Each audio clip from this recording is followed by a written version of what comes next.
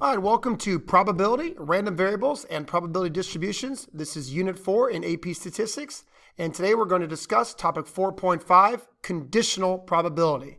Not going to lie, this is a really good topic and one that a lot of kids struggle with. So strap on in and get ready for a fairly long video here, but it's going to explain the concept as best as I possibly can. All right, so first, what is a conditional probability? A conditional probability is finding the probability of an event occurring, but taking into account that another event has already occurred. That's where it gets the name conditional probability from. We're trying to find the probability of something happening on the condition that another event has already occurred. So we are finding the probability of an event occurring on the condition that another event has already occurred. It's really important that I say that twice because I want you to understand it. So here's a couple examples. Given that a girl has been selected, what's the probability she wears glasses? So we're trying to find the probability that somebody wears glasses, but we know it's given the condition is she's a girl. Given that a coin lands on heads, what's the probability that green is spun on a spinner? So once again, we're trying to find the probability that green is spun, but it has to be on the condition that a coin has already landed on heads. What is the probability of selecting a man given that he's a Democrat? So we're trying to find the probability of getting a man, but it has to be given that he's a Democrat. What's the probability of getting an orange Skittle given the Skittle is green? Now, I asked that one because it is conditional. We're trying to find the probability of getting an orange Skittle, and the condition it's a green Skittle. So I hope that we actually already know the answer to that one. If it's a green Skittle, the probability of it being an orange Skittle is 0. So that's the idea of conditional probability. Obviously not they're all going to be that easy. If a smoker is examined, what is the probability he or she has lung cancer? So the idea is that there's something given here, or there's an if, right? Now, and I don't care if I put that if at the beginning or at the end or even in the middle. The idea is that all of these questions have that idea of what is the probability, right? So here I put the given that they're a girl. That's the condition. I asked about the probability at the end. Here I put the given in the beginning as well. Here I put the question in the front, and then I get the given in the back. Doesn't matter where it goes, it's still the condition. Now, the idea here is that the given or the condition changes who you're allowed to look at. Like in this first example, I'm trying to find the probability somebody wears glasses, but now I'm only allowed to look at the girls. In this next problem, I'm trying to find the probability that green is spun, but there has to be a head on the coin as well. Here, I'm trying to find the probability that a man is selected, but he has to be a Democrat. So I'm not even allowed to look at Republicans. Here, I'm trying to find the probability of getting an orange Skittle, right? That's what I want to find. But the condition is it has to be green. Well, that's why this one's already 0, because if it's green, it cannot be orange. If a smoker is examined, that's the given.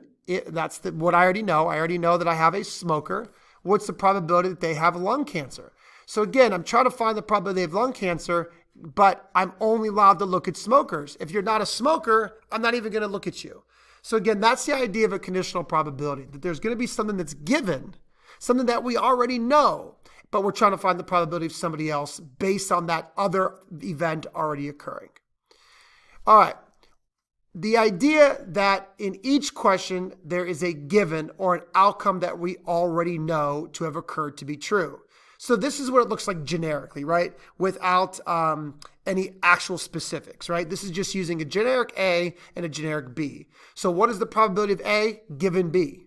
Given B, what is the probability of A? What is the probability, comma, given B, comma, that A occurs? In every one of these problems, we're trying to find the probability of A, but there's always a given B. So whether I put the given in the back, the front, or the middle, you should be able to read it.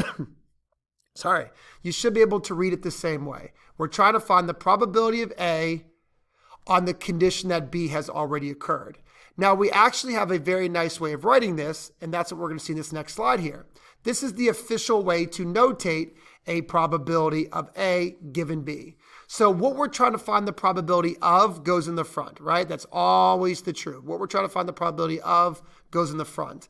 And then we have this line. This line literally means given. And then what is given is in the back. This is what we know. That is what we have already known to occur. Now, some kids will say that, the given has to go in the back of the sentence. I'm trying to find the probability that I get a man given he's a Democrat. So they put the man in the front, the Democrat in the back.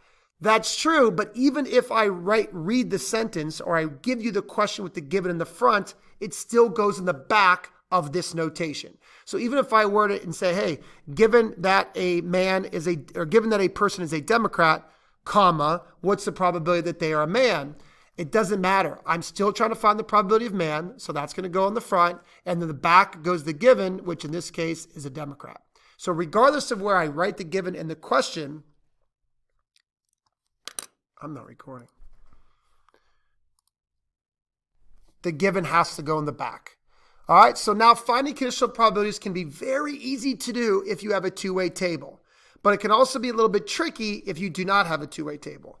So basically, a lot of kids really kind of allow conditional probability to be confusing. And what I really hope I'm going to do in this video is clear it up so it's not confusing.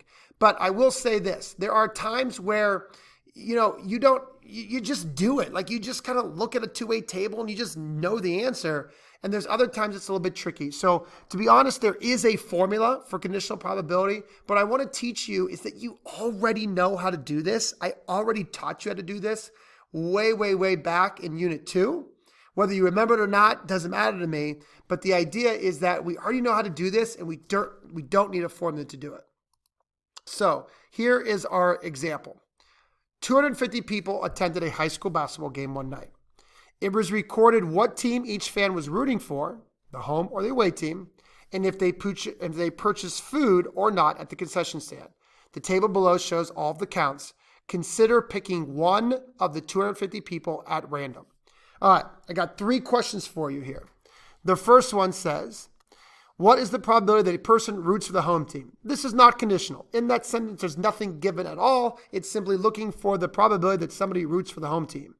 So I'm trying to find the probability that somebody roots for the home team. So I'm going to look at my table. I'm going to notice that there's 180 total people that rooted for the home team.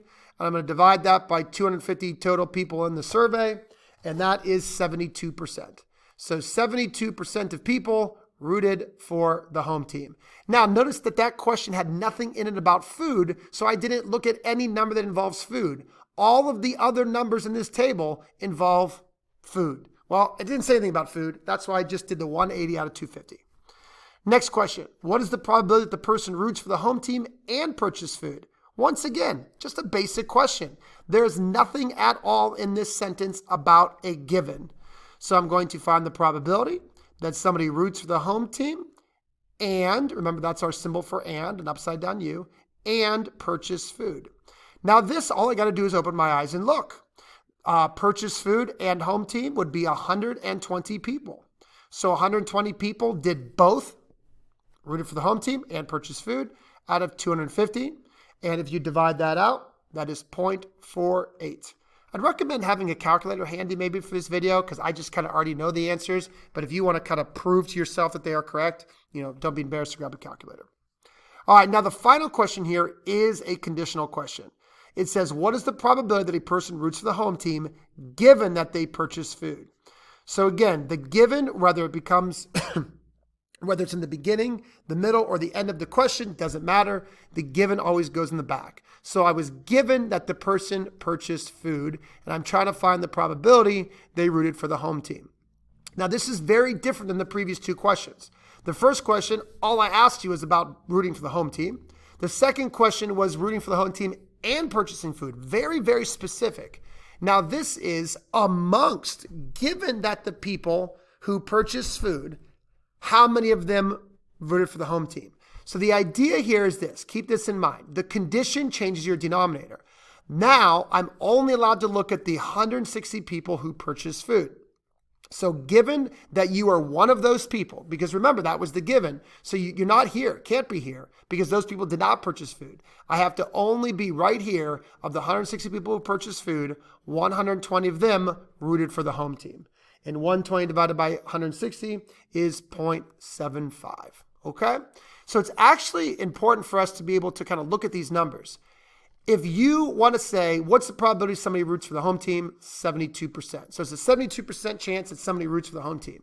However, If you purchase food, there's a 75% chance that you root for the home team. So what this tells me is that something about purchasing food, very little, but somewhat slightly makes me more likely to root for the home team. 72% root for the home team, but if you purchase food, 75% root for the home team. So it's important to understand that that little extra given did change the probability of rooting for the home team. But that is a type of question that is conditional. Let's do it again, but this time we're going to focus on food. All right, what is the probability that somebody purchases food? All right, well, here, there's nothing else in that sentence conditional at all. It just talks about purchasing food. So 160 total people purchase food out of 250 people. 160 divided by 250 is 0.64 or 64%. What is the probability that a person purchases food and roots for the home team? Again, no condition at all. There's no given. So I'm going to find the probability that somebody purchases food and, there's my upside down U, roots for the home team. Now, this is the same question, just worded in a different order. But again, order for and doesn't matter. Food and home is the same as home and food. So again, this is the 120 people out of 250. Again, that number is 0.48 or 48% of people did both. And then finally, here's a new question. Given, all right, that makes this conditional. Given that the person roots for the home team, so that's my condition. No matter where that is at, the condition always goes in the back. So this time the condition is they root for the home team. What's the probability that they purchased food? All right, so again, keep in mind this. The condition changes your denominator. The condition is something that I already know to have occurred. So I'm only allowed to look at the 180 people who rooted for the home team. I'm only allowed to look right here because the condition was given that they root for the home team. So I don't care if you rooted for the away team. I can't use the totals because some of those people also rooted for the away team. I'm only allowed to look at the home column. Of the people who rooted for the home team, 120 purchased food. So 120 out of 180 is 0.6667, or about 67% if you round to a whole number. All right, so once again, if I kind of compare the top answer that says 64% of people purchase food, and then I come down here and I said, okay, if you are rooting for the home team, you actually have a slightly more likely chance to be purchasing food. So kind of important to kind of compare those numbers and see the slight change. So that's conditional probability, right? Now, the first two questions were not conditional, but the last one was. And what I want you to understand is that you do not need any kind of formula to help you with those questions. All you got to do is understand the concept of what a conditional probability question looks like and understand that the condition changes your denominator. All right, but for tougher questions where you do not have a two-way table, there is an official formula to help you calculate conditional probability. And here it is. The formula for conditional probability is to find the probability of A on the condition of B. In the numerator goes the probability of A and B. In the denominator goes the probability of just the condition. So once again, the condition affects your denominator. Now, in a two-way table problem, I truly don't believe that you would ever need this formula, but I do want to convince you that it works, just in case you would like to use it. All right, so in this problem here, it says, what's the probability a person roots for the home team given that they purchase food? So again, the given goes in the back no matter what. So given they purchase food, what's the probability they root for the home team? All right, to solve this using the formula. Now, listen, let's not use the formula real quick. We already know how easy this is. Given that they purchase food, that means I'm only allowed to look at the 160 people who purchase food. The probability they root for the home team would be looking at the 120 people of the 160 that purchase food. There's your answer. But I want to show you how this gets the exact same answer. All right, using the formula, in the numerator goes the probability of both. Well, both home and purchased food is 120 out of 250.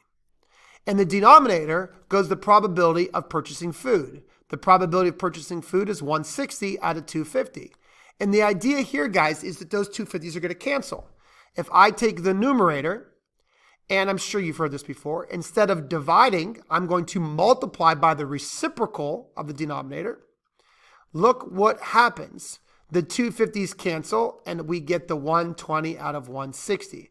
But again, who would use that formula when all you have to do is look at the table and say, okay, the condition is I have to have purchased food.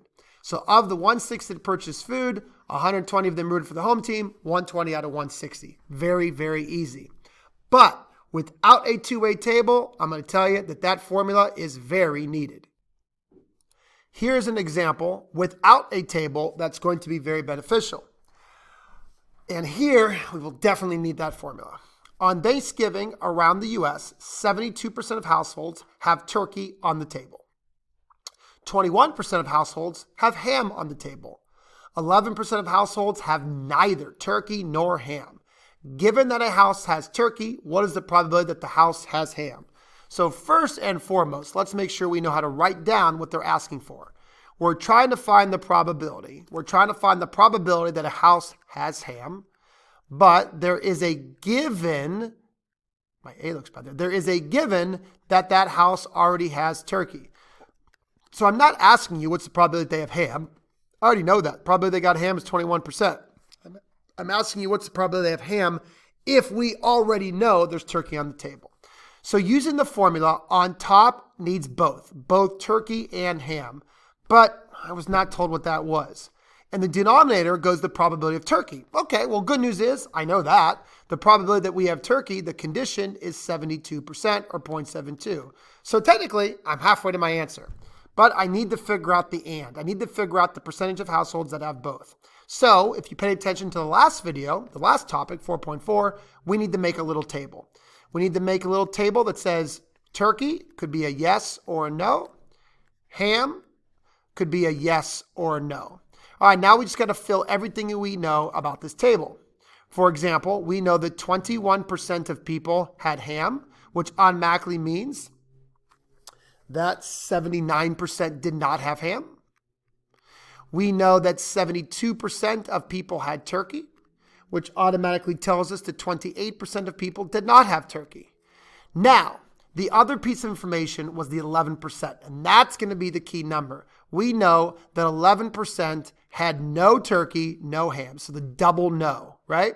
Now, because we now know that number, we could fill everything else in. We know that the no column for ham has to add up to 79%. So there's already 11% that have no ham and no turkey. Then we know that there's going to be 79% minus 11 is 68%. So 68% of people have no ham and yes, turkey. All right, then we could find this value over here because this entire row has to add up to 28% that did not have turkey. So if 11% did not have turkey and did not have ham, then that automatically tells us that 17% must have had ham and no turkey. Again, all specific. And then now we could finally put together whether we look at the column that adds up to the 21% that said yes to ham or the row that says 72% yes to turkey. We now know that 4% have both turkey and ham. So again, we talked about this in the last video, but every single number in this table is very, very specific. Again, 11% had neither, 68% had turkey but no ham, 17% had no turkey but yes to ham, and then now we get the key number that we needed, the both turkey and ham. So on top is going to go 0.04. Just please make sure that you use a decimal, not a percentage. And then now we could divide those, 0.04 divided by the 0.72, and we can get 0.0556, or about 6%. Usually I like to keep 4 decimals. Okay, but now we realize this, right? We know that 21% of households have ham. But check this out. If you have turkey, you are much less likely to have ham. Only 5% have ham given turkey. So what this tells me is that if there's turkey already on the table, most households do not add the extra ham. But again, if there's turkey on the table, 5% also have ham. But again, that's just very specific. So understand how the formula was needed here. And then, some of the numbers were actually given to us. Like we knew the denominator was 0.72 because that was the probability of getting turkey. Now we just had to figure out the probability of both. And that's what we got to make that little table for, which really takes no time at all to make. All right, now let's revisit the formula real quick. let's revisit the formula for conditional probability because something really important is going to happen here. Here's our probability formula. The probability of A given B is the probability of A and B on top divided by the probability of B. All right, with a little bit of quick algebra, we can actually get another formula. So just imagine this real quick, right? Imagine that I multiply the probability of B over to the other side because the opposite of division is to multiply. And that'll cancel this out. And then I could rewrite that the probability of A and B, that's the top, is equal to the probability of A given B times the probability of B. This is actually a super important rule called the multiplication rule. It says that the probability of A and B is the probability of A given B multiplied by the probability of B. Now, don't misuse this rule. It's very, very specific, right?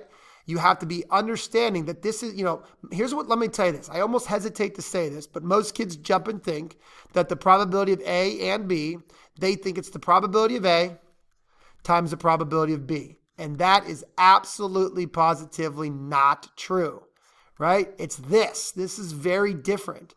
It's the probability of A given B times the probability of B. And that little extra given there is super important because when we're multiplying, hence multiplication rule, you have to always think, does what I just did on the first event affect what I'm doing on the second event? And that is super important to consider. And that's what we're doing here, right? We're taking the probability of A and we're assuming that B has already occurred before we multiply by the probability of B. So this is a really nice, simple formula. I mean, it's called the multiplication rule. It's a really important rule, but understanding how it's used is also super important. So let's actually practice using this formula. All right, here's back to our food and rooting for the home and away team problem. All right, what is the probability that a person roots for the home team and purchases food? So this is not conditional at all. All we're looking for is rooting for the home team and purchasing food. Now, as I've said 3 times in this video, if you have a two-way table, I'm telling you all these formulas are not needed. You just need logical thinking and common sense. For example, I already know the answer to this. Right there, 120 people out of 250 rooted for the home team and purchased food. I already know the answer. All I want to do is show you how this new formula works. This new formula says that to find the answer, we're going to take the probability of rooting for the home team given the purchase of food, and we're going to multiply this by the probability of purchasing food. Again, I'm following the formula to a T. The probability of A given B times the probability of B. So again, you multiply by the probability of the condition, which is in the back. All right, so this first part involves conditional thinking. Given food, okay, given food right here, 160 people purchase food. Of those 160 people, 120 rooted for the home team. So there is the probability, given food, given the purchase of food, that you root for the home team. And again, I was able to do that with a little bit of common sense. And then I'm going to multiply this by the probability of purchasing food. Well, the probability of purchasing food is 160 out of 250. I mean, there's no condition there at all. It's just, hey, what's the probability that somebody purchase food? Well, 160 people purchase food out of 250. And then look what happens here. The 160s cancel out. They cancel out. They're across from each other. You guys know that rule, right? So what happens is I end up getting 120 over 250. And there is the answer. Now, I really want to emphasize, when you have a two-way table, you don't need that formula. All you got to do is just look at the table and use your common sense. But the idea is, in problems without the two-way table, the formula comes in handy. All right. All questions that we just looked at, we're asking you to find a conditional probability in some shape or form. But some problems will give you a conditional probability and ask more questions. The hardest part for some kids is just recognizing that a conditional probability is asked or given. So we really want to make sure that we know how to read a question and recognize that it's a conditional question, or even read something that is told to us and understand that it is conditional. So one way that could really help us with this super tricky concept is using tree diagrams. Tree diagrams are a nice way to understand what's happening in these problems where we do not have a two-way table. So let's look at some problems. All right. There is a test for a certain type of cancer that affects 1 out of 2,000 people. If a person has the cancer, the test will show a positive result 98% of the time. That is a conditional statement because it says if a person has the cancer, then there's a 98% chance of a positive test result. So that is a very specific conditional probability that was given to me because of the condition if they have cancer. If a person does not have cancer, the test will show a positive result 5% of the time. Once again, that's another conditional sentence because what they're telling me that is if somebody does not have cancer, then a positive test result is 5% of the time. So I have a couple questions here, but I don't even want to read those questions yet. What I want to do first is fill in this table. All right, so if you're a person, according to this, you either have the cancer or you don't. So we either have the cancer or you don't. And this is a tree diagram that's going to help me understand this. Now, here's the thing. 1 out of 2,000 is 0.0005. Grab a calculator if you don't believe me, but 1 out of 2,000 is 0.0005, which automatically tells me that the probability you don't have cancer is 1,999 out of 2,000, which is 0.9995. So there's the first part to my tree. I'm either going to go on the cancer branch because I have it, or I'm going to go on the don't cancer branch because I don't have it. Now, here's where I'm going to use the conditional statements that they were giving me. If they have cancer, so following the cancer branch, the probability of a positive test result is 98%, which means the probability of a negative test result is 2%. So again, this does happen with medical testing. Sometimes a negative result comes even though you actually have cancer. It's called a false negative.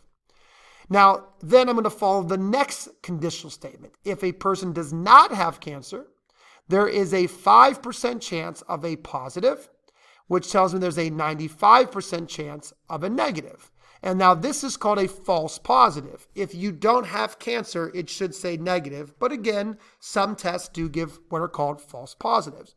But the simple idea I'm trying to show you is how this tree diagram allowed me to follow the tree. I have cancer, could get a positive or negative. Don't have cancer, could get a positive or negative. And I'm just following what it said.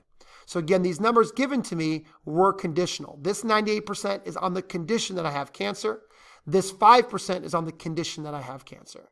All right, now we can actually answer some questions. The first question says, what is the probability a person takes the test and gets a positive result? Well, there are two branches that lead to a positive result. There's this branch right here where I have cancer and I have a positive result, or there's this branch right here. So all we got to do is follow each branch. So I have cancer, 0.0005, times I get a positive test result. Again, I'm using my formula. This is the probability of having cancer on the condition given, multiply, that I have the positive test result. Or, there's a big or, so plus sign, I do not have cancer, 0.9995, times 0.05, positive. So again, this is just logical thinking. I have cancer and get a positive result, or I don't have cancer and a positive result. And again, please do the math for me on your own calculator, but if you multiply and add these, you get 0.050465. You'll see why I'm keeping all those decimals in one moment, because I'm going to use this number in a second. So there's about a 5% chance that a test result comes back positive. Now, you might say, well, wait a minute, so there's a 98% chance of a positive. Yeah, there is a 98% chance of a positive if you have cancer. And that is extremely, extremely rare. So that is why it's definitely going to lean that if you did have a positive test result, it probably came from the fact that you don't have cancer. But again, in general, the probability of a positive test result, and I can even write that down, the probability of a positive test result is 0.050465. All right, next question says, given that a person gets a positive test result. Ooh, given, this is a conditional question. What is the probability they actually have cancer? So I'm trying to find the probability that a person actually has cancer given a positive test result. And now I am going to need the formula to figure this out. So if you need to rewind the video and go get the formula, go ahead, but I'll tell you right now. On top goes both cancer and positive. So that's going to be cancer, 0.0005, and a positive test result, 0.98. In the bottom is going to be the probability of just getting a positive test result. Remember, the condition always goes in the bottom. Well, good news, we already found that. And that is why I kept all those decimals, because I knew we were going to be using this number again.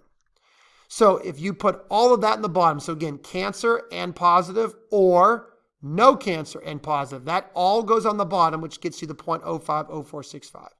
All right, figure out all of this, do all the math on this, and you get 0.52, I take that back, I'm so sorry, 0.0097, 0.0097. So again, there is a very, very low chance of having cancer even with the positive test result. And some kids will be like, that doesn't make any sense. If it's positive, doesn't that mean I have cancer? Well, honestly, no. If it's positive, there's a very slim chance you have cancer. And again, why is that? And that's because the overwhelming majority of people do not have cancer, right? So this 5% that are positive with no cancer is actually more likely than this 98% that have positive when there's no cancer. And again, most kids will be like, what are you talking about? 98% is much bigger than 5%.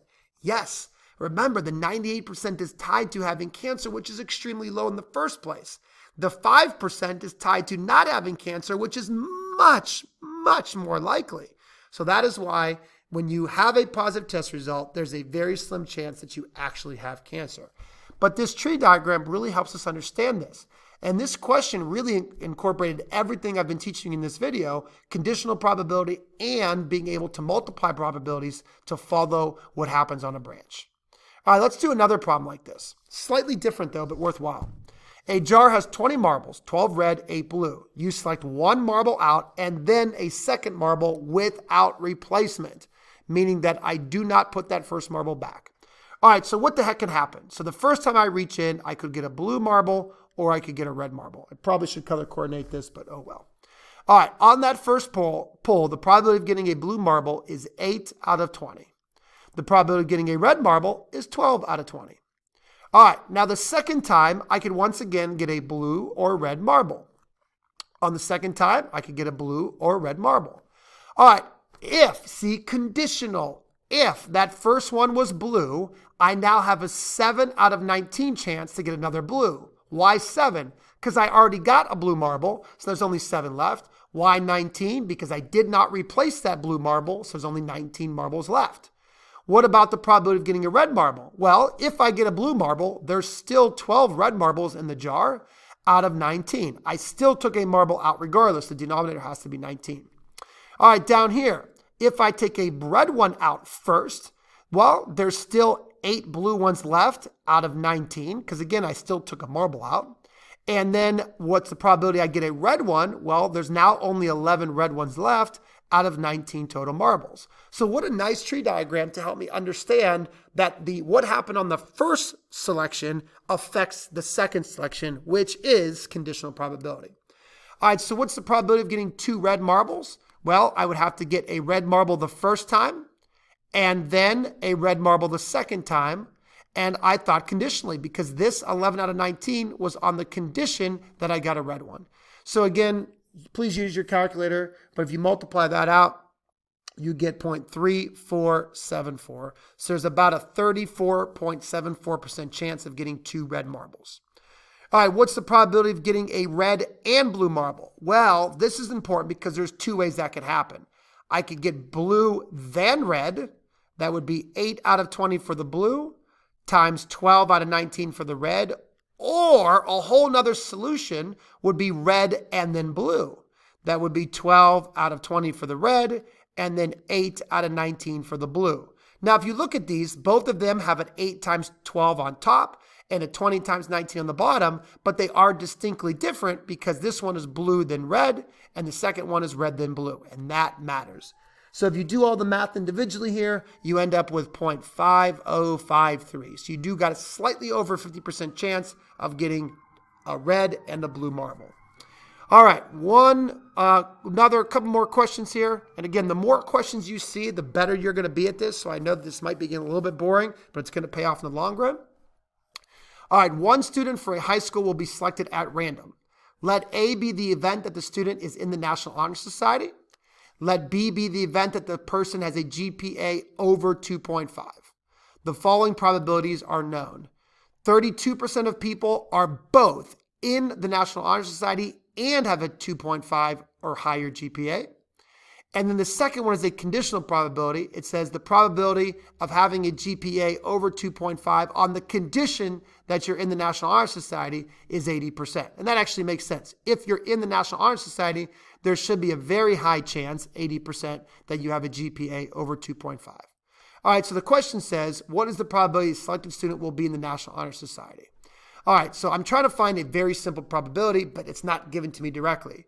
But again, here's where I'm going to help, here's what's going to be helpful.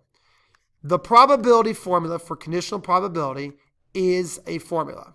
On top is going to go the probability of both, B and A. On the bottom is going to go the probability of the condition. Now, if we think about this, I know the probability of B given A. The probability of having a GPA over 2.5 given National Honor Society is 0.80. I know the probability of both. The probability of being in both of those groups is 0.32. And then the probability of A is exactly what I'm looking for. A is National Honor Society. So that's exactly what I'm looking for. And now I just set up a little simple algebraic equation. I'm going to multiply the probability of A over. And then once the probability of A is over here, I'm going to divide by 0.80. So I'm going to take 0.32 and divide it by 0.80 to get my answer. And that's pretty simple math. So this is actually a really easy problem, but you have to understand how the formula works to understand how to get it. So the answer is 40%. So there's a 40% chance that a random student picked is in the National Honor Society. And again, all I did was understand the formula. And I understand that in the top of the formula is both A and B. It doesn't matter the order. A and B is the same as B and A. And on the bottom goes the condition. So this time the condition was A, so that's what went in the bottom. All right, one more problem here, and I think this one's definitely worthwhile. I know it's at the very end, but definitely worthwhile. All right, survey has 956 students from 3 high schools, and they were asked what their plans were after high school. Assume one student is to be selected at random. Now remember, anytime you have a two-way table, probability should be a cinch. What is the probability that a student selected said college was their plan? All right, no given, no condition. All it wants me to find is the probability that somebody says that they want to go to college. Well, 418 kids said they want to go to college out of 956 kids. There, I'm done with that. How easy is that? 0.4372. 0.4372. So there's about a 44% chance that a random kid picked wants to go to college.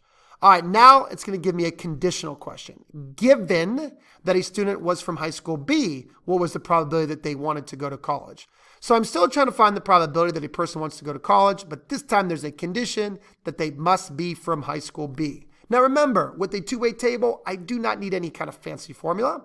So in the denominator is going to go my condition because they have to be in high school B. So they have to be one of the 298 kids in high school B. The condition changes your denominator. And of those 298 kids in high school B, 156 of them want to go to college. So if I divide that out, I get 0.5235. All right, now let's compare these last two answers here.